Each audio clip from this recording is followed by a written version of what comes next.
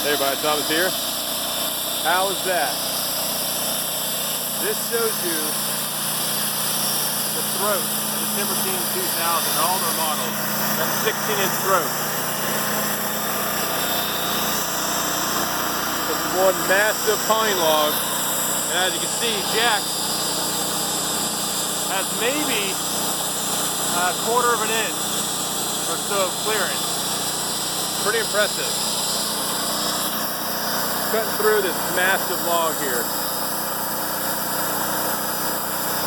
You can't do that in all sawmills. You can do it on a Timberking.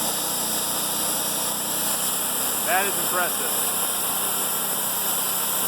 As soon as you take that head back, we'll go ahead and do a measurement there to show you what size log he just cut through without taking a single board off once we got our cant.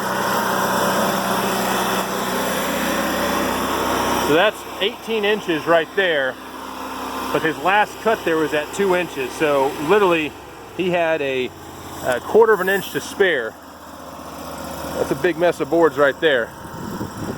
We've been cutting all morning long, and pretty impressive what this mill can do.